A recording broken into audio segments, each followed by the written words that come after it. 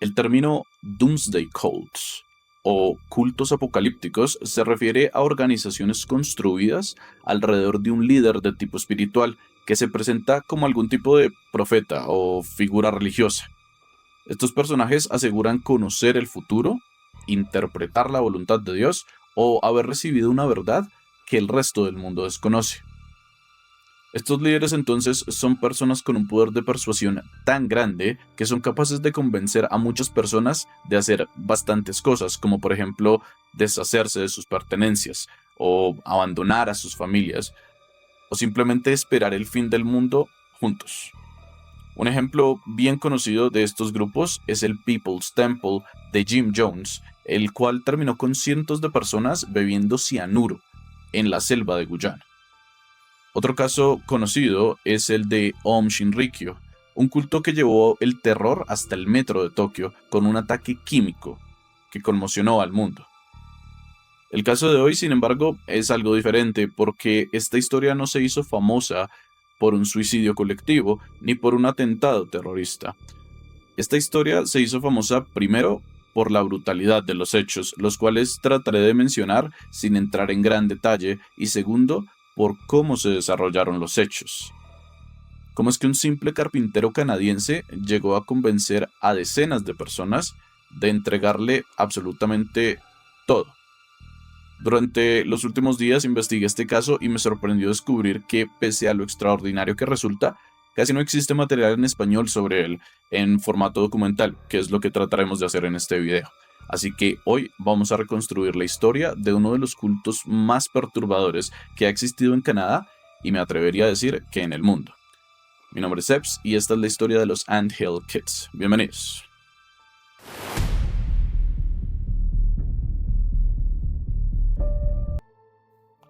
La historia de Rock Terriol comenzó mucho antes de que existiera un culto, mucho antes de que alguien lo llamara profeta y mucho antes de que decenas de personas decidieran entregar sus vidas por él. Nació el 16 de mayo de 1947 en la provincia de Quebec, en Canadá, dentro de una familia profundamente católica.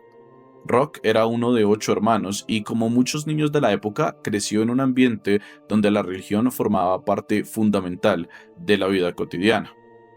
Sobre su infancia existen versiones contradictorias. Algunos familiares y personas cercanas aseguraron años después que el ambiente dentro del hogar era violento y que los castigos físicos eran frecuentes. Incluso existen relatos que describen episodios particularmente crueles. Sin embargo, otras versiones, incluida la de su madre, negaron rotundamente que estos abusos hubieran ocurrido. Hoy resulta imposible establecer con certeza qué sucedía realmente puertas adentro de aquella casa, por eso es importante distinguir entre los testimonios y los hechos que pudieron comprobarse. En lo que sí parece existir cierto consenso es que Rock era un niño bastante inteligente. No recibió una educación especialmente destacada, pero desarrolló un gusto por aprender por su propia cuenta. Era curioso, autodidacta y tenía una facilidad poco común para expresarse. Una habilidad que, con el paso de los años, terminaría convirtiéndose en su herramienta más poderosa. En 1967, cuando tenía apenas 20 años, se casó con una joven de 17. Poco después nacieron sus hijos y todo indicaba que llevaba una vida relativamente común. Trabajaba como carpintero y ebanista, un oficio respetado que le permitía mantener a su familia. Entonces, vista de afuera, su vida parecía seguir el camino esperado: un matrimonio, unos hijos y un trabajo estable. Pero esa estabilidad duraría poco. A finales de la década comenzaron a aparecer fuertes dolores estomacales. Diversas fuentes coinciden en que sufría de úlceras que le provocaban dolor constante y en ocasiones incapacitante. Aquellos problemas de salud afectaron su carácter y también su capacidad para trabajar, lo que agravó aún más la situación económica de la familia. Fue entonces cuando comenzó a tomar una decisión que, vista en retrospectiva, parece marcar un punto de inflexión. Desconfiaba profundamente de los médicos. En lugar de buscar ayuda profesional, empezó a estudiar libros de anatomía, medicina y tratamientos alternativos por su cuenta. creía que podía encontrar respuestas mejores que las ofrecidas por la medicina convencional.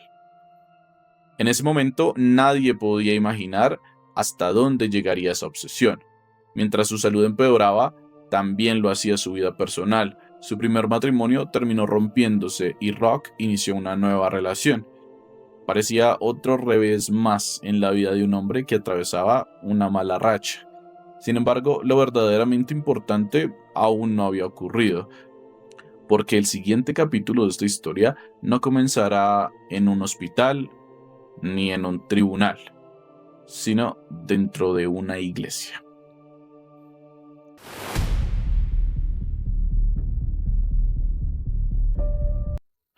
Los problemas económicos, el deterioro de su salud y el fracaso en su primer matrimonio dejaron a Rock en uno de los momentos más difíciles de su vida. Como ocurre con muchas personas que atraviesan crisis profundas, comenzó a buscar respuestas y las encontró en la religión. A comienzos de la década de los 70 se acercó a la Iglesia Adventista del Séptimo Día. Los adventistas promueven un estilo de vida saludable y el estudio constante de la Biblia, y una interpretación muy seria y apegada de las profecías del Antiguo Testamento. Es importante aclararlo porque con el paso de los años muchas personas terminarían asociando las acciones de Rock con esta iglesia. Sin embargo, sus enseñanzas y lo que él acabaría haciendo tomarían caminos completamente diferentes. Durante esa etapa recibió una tarea bastante común dentro de la congregación, que era visitar hogares y compartir los mensajes de la Biblia. Aquello que para otros era simplemente una actividad religiosa, para Rock se convirtió en un descubrimiento, porque descubrió que sabía hablar, que sabía captar la atención, que sabía responder preguntas y sobre todo descubrió que la gente quería escucharlo. Poco a poco comenzó a desarrollar un enorme poder de persuasión, no porque levantara la voz ni porque intimidara a las personas, sino porque transmitía una seguridad que hacía parecer que siempre tenía la respuesta correcta. Años después, varios de sus seguidores recordarían precisamente eso. No hablaban de un hombre agresivo, hablaban de un hombre carismático, un hombre convincente y capaz de hacer que incluso las ideas más extrañas parecieran perfectamente razonables. Y fue entonces cuando comenzó a cruzar la línea que la iglesia no estaba dispuesta a aceptar. Rock empezó a afirmar que Dios le hablaba a él directamente. Decía haber recibido revelaciones, aseguraba poseer un don especial para interpretar las escrituras, y finalmente anunció que conocía la fecha aproximada del fin del mundo. Para la iglesia adventista aquello era inaceptable, claramente. Ninguna persona podía proclamarse portavoz exclusivo de Dios, ni anunciar el apocalipsis con la certeza con la que Rock lo hacía. No pasó mucho tiempo antes de que fuera expulsado, y paradójicamente esa expulsión terminaría siendo el mayor punto de inflexión de toda esta historia, porque hasta el momento todavía existía alguien capaz de decirle que estaba equivocado. Una iglesia, un pastor, una comunidad. Pero a partir de este momento ya no tendría a nadie por encima de él. Solo quedarían sus propias palabras y un pequeño grupo de personas dispuesto a creer que aquellas palabras provenían directamente de Dios.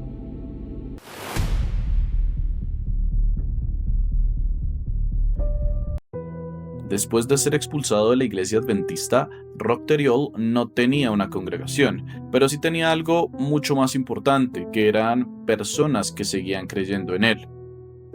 Convencido de que el fin del mundo estaba cerca, comenzó a reunir un pequeño grupo de seguidores con una idea aparentemente sencilla, y era alejarse de la sociedad, vivir de la tierra y prepararse para el apocalipsis. Al final de la década de 1970, ese grupo se estableció en una zona rural de Quebec. Eran apenas unas cuantas familias, hombres, mujeres y niños. Personas que, en muchos casos, habían dejado atrás trabajos, hogares e incluso el contacto con sus propios familiares, porque estaban convencidos de que aquel hombre sabía algo que el resto del mundo ignoraba. Y al principio, nada parecía especialmente extraño. Trabajaban la tierra, construían sus propias viviendas, compartían alimentos, rezaban juntos. Vista desde afuera, la comunidad podía parecer simplemente un grupo de personas que había decidido vivir de manera autosuficiente, lejos del ruido de la ciudad. Pero esa imagen duraría muy poco. Poco a poco, las reglas comenzaron a cambiar. Las parejas dejaron de decidir sobre sus propias relaciones. Rock afirmó que Dios le había revelado que los matrimonios tradicionales ya no tenían sentido dentro de la comunidad. A partir de ese momento, él sería el único hombre autorizado a mantener relaciones con las mujeres del grupo. Varias aceptaron y otras sintieron que no tenían alternativa. Con el paso de los años, tendría alrededor de 20 hijos con las distintas seguidoras. Aquellos niños crecerían sin conocer otra realidad que la impuesta por su propio padre y líder espiritual. Mientras tanto, Rock seguía anunciando que el fin del mundo estaba cada vez más cerca. Incluso llegó a comunicar una fecha aproximada para el apocalipsis. Sus seguidores esperaron, oraron, se prepararon, pero el día no llegó y no ocurrió absolutamente nada. En muchos cultos, eso habría sido el final, el momento en el que las personas hacen las maletas, regresan a casa y comprenden que fueron engañadas. Aquí, sin embargo, ocurrió exactamente lo contrario. Rock aseguró que el mensaje divino había sido malinterpretado, que las profecías eran complejas, que Dios simplemente había cambiado sus planes, y contra toda lógica, la mayoría volvió a creerle. Eso nos habla un poco del poder de persuasión y de convencimiento que tenía este sujeto. Ese fue el momento en que dejó de ser únicamente un líder religioso, porque cuando una persona consigue sobrevivir al fracaso de una profecía sin perder a sus seguidores, ya no gobierna mediante la razón, gobierna simplemente por la fe absoluta. Y una vez más, alcanzado ese nivel de control, las reglas podían cambiar cuando él quisiera. Y lo peor, todavía no había empezado.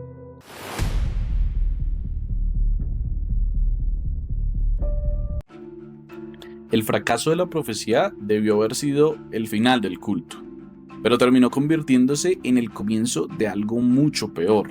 Y aunque pueda parecer absurdo desde afuera, la psicología lleva décadas estudiando por qué ocurre algo así. Cuando una persona ha sacrificado su hogar, su familia, su dinero e incluso su identidad por una creencia, aceptar que todo fue mentira resulta mucho más doloroso que seguir creyendo. En otras palabras, cuanto mayor es el sacrificio, más resulta dar marcha atrás. Y eso fue exactamente lo que ocurrió con los seguidores de Rock the Old. A partir de ese momento ya no estaban siguiendo únicamente un líder religioso. Estaban defendiendo todas las decisiones que habían tomado para llegar hasta ese punto. Fue entonces cuando las normas empezaron a cambiar. Ya no bastaba con obedecer, había que demostrar obediencia. Poco a poco, Rock comenzó a controlar prácticamente todos los aspectos de la vida dentro de la comunidad. Decidía quién trabajaba, quién descansaba, quién podía hablar e incluso quién podía relacionarse con quién. Las conversaciones entre miembros comenzaron a ser vigiladas. Las amistades eran vistas con sospecha. Las parejas dejaron de existir como tal, porque cualquier vínculo afectivo que no girara alrededor del propio Rock representaba una amenaza para su autoridad. Con el tiempo, los seguidores dejaron de verse entre ellos como una familia. Empezaron a vigilarse los unos a los otros, y eso tampoco era casualidad. Muchos especialistas que estudian sectas coinciden en que aislar emocionalmente a las personas y romper los lazos de confianza entre los miembros es una de las herramientas más eficaces para mantener el control.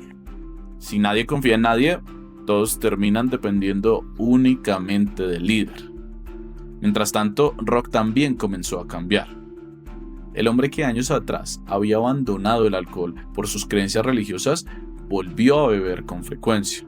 Su carácter se volvió cada vez más impredecible. Los ataques de ira comenzaron a formar parte de la rutina y con ellos llegaron los primeros castigos. Al principio eran humillaciones públicas. Después aparecieron los golpes. Algunos miembros eran obligados a pelear entre sí frente al resto del grupo. Otros eran desnudados y abandonados durante horas bajo las bajas temperaturas del invierno canadiense. También existen testimonios que describen castigos particularmente degradantes, como la extracción del vello con pinzas o diferentes formas de humillación física y psicológica. Aunque muchos de estos relatos provienen de sobrevivientes y no todos pueden documentarse judicialmente de la misma manera, aparecen de forma consistente en numerosas investigaciones sobre el caso. Para entonces, la comunidad que había nacido con la promesa de prepararse para el fin del mundo ya se había convertido en una prisión. Y lo más inquietante era que muchos de sus integrantes seguían convencidos de que todo aquello formaba parte del plan de Dios. Pero Rock todavía estaba a punto de cruzar una línea de la que ya no habría regreso. Porque si hasta ese momento había controlado las vidas de sus seguidores, muy pronto empezaría a controlar también sus cuerpos.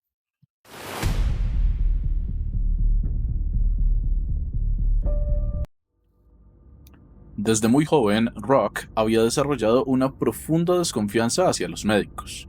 Sus propios problemas de salud lo llevaron a estudiar libros de anatomía y medicina por su cuenta, convencido de que la medicina tradicional estaba equivocada. Durante años, aquella obsesión permaneció relativamente oculta, pero dentro del culto ya no existía nadie que pudiera decirle que estaba equivocado. Poco a poco comenzó a convencerse de que Dios también le había concedido el don de sanar enfermedades, y sus seguidores le creyeron. Lo que ocurrió después marcaría el punto más oscuro de toda esta historia, porque Rock, sin haber estudiado medicina, sin tener una licencia, sin anestesia, sin quirófano, sin las condiciones mínimas de higiene, empezó a realizar procedimientos quirúrgicos sobre los propios miembros del culto. No porque alguien más se lo pidiera, sino porque ellos confiaban plenamente en él. Confiaban tanto que pusieron literalmente sus vidas en sus manos, y esa confianza terminaría costándoles demasiado caro. Uno de los casos mejor documentados fue el de Solange Boilard. Solange comenzó a sufrir fuertes dolores abdominales.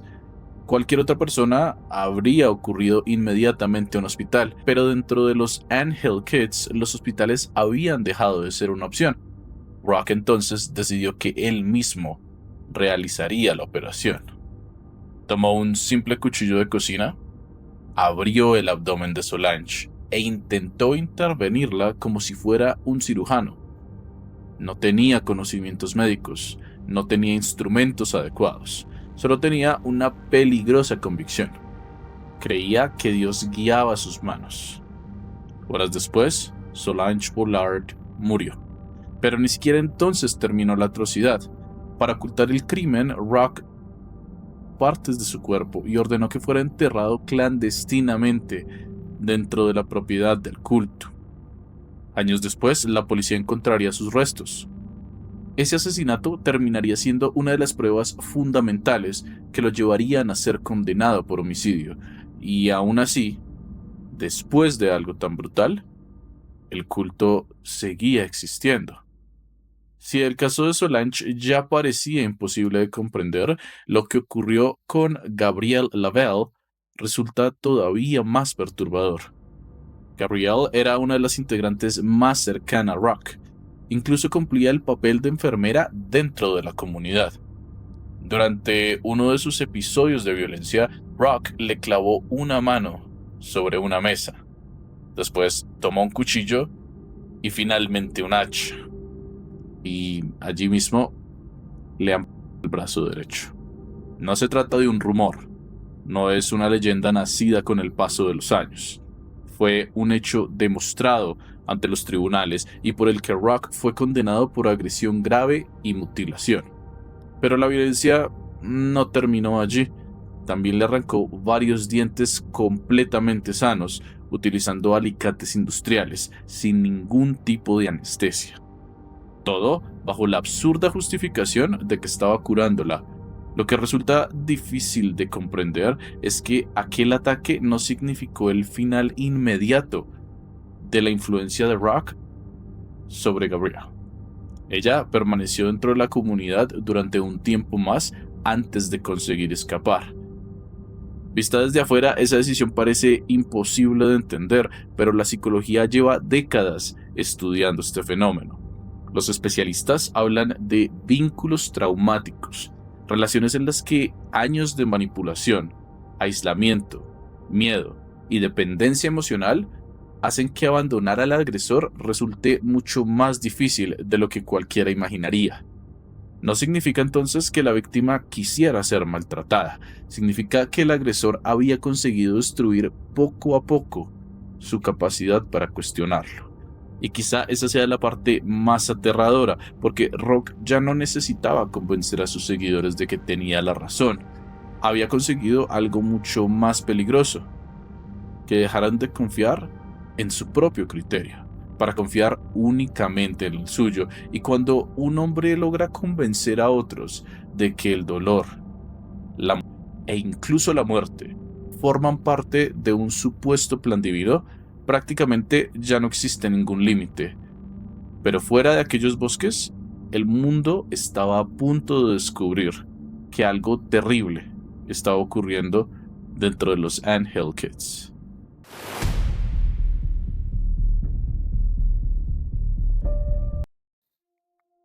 Durante años, la violencia había permanecido oculta entre los bosques de Quebec.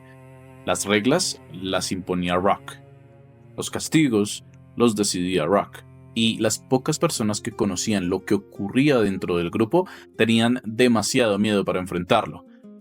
Pero ningún sistema de control es perfecto.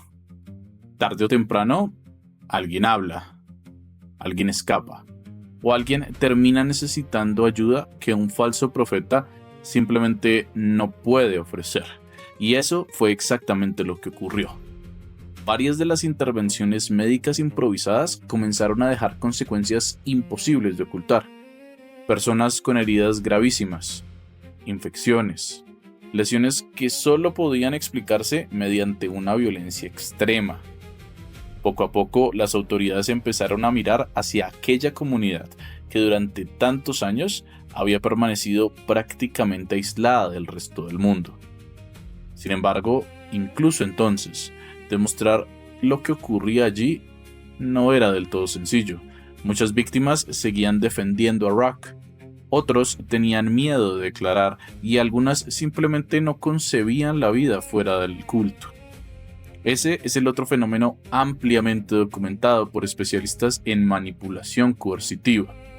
Cuando una persona ha vivido durante años bajo el control absoluto de otra, abandonar ese entorno no significa recuperar inmediatamente la libertad.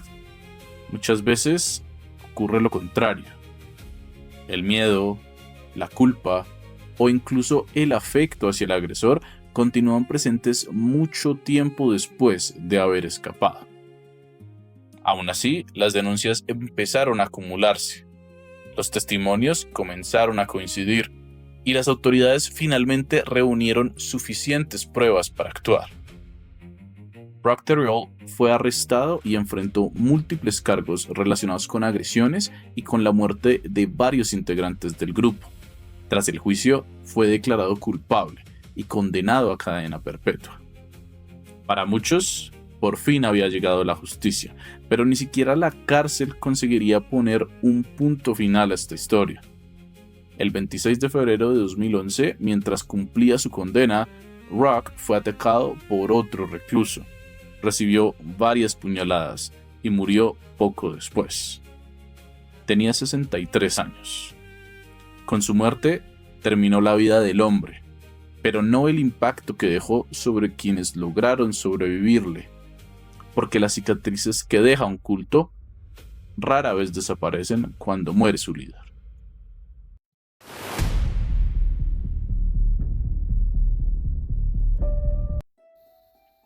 Es fácil terminar un documental como este pensando que Rockthrold fue simplemente un monstruo, un caso aislado, una excepción imposible de repetir. Pero quizás esa sea la conclusión más peligrosa de todas, porque la historia demuestra exactamente lo contrario. Jim Jones, Charles Manson, David Koresh, todos fueron hombres distintos, en países distintos y en épocas distintas. Sin embargo, utilizaron mecanismos sorprendentemente parecidos. Ninguno comenzó controlando personas, comenzaron ofreciendo respuestas, un propósito, una comunidad y un lugar en donde sentirse comprendidos. Solo después de haber brindado todo eso, llega el aislamiento, la obediencia y finalmente el control absoluto. Los especialistas que estudian sectas llevan décadas llegando a la misma conclusión incómoda. La mayoría de quienes terminan dentro de estos grupos no suelen ser personas ingenuas, tampoco están necesariamente enfermas. Son simplemente personas comunes que en un momento de vulnerabilidad encontraron a alguien que parecía tener todas las respuestas que buscaban. Quizás esa sea la lección más importante que nos deja esta historia, y es que el mayor peligro nunca fue la capacidad de Rock para manipular. El verdadero peligro fue que nadie, dentro del grupo, creyó estar siendo manipulado. Porque la manipulación más efectiva no es la que se impone mediante la fuerza, es aquella que consigue que la víctima crea que todas sus decisiones siguen siendo propias, y cuando alguien logra controlar la forma en la que piensas, controlar la forma en la que vives suele ser solo cuestión de tiempo. Tal vez por eso seguimos estudiando casos como este décadas después, no para entender únicamente a hombres como Rock, sino para entender hasta dónde puede llegar cualquier ser humano cuando deja de cuestionar a quien convirtió en su verdad absoluta. Mi nombre es Sebs, gracias por acompañarme hasta aquí. Creo que este es un caso que merecía ser traído en manera de documental al español y me encantaría leer qué es lo que ustedes piensan de este tipo de cultos. ¿Qué razones empujan a una persona a entregarlo todo? ¿Te consideras tú inmune a la manipulación? Te dejo por acá 2 videos que te pueden interesar. Nos vemos en un próximo viaje al Vortex. Saludos.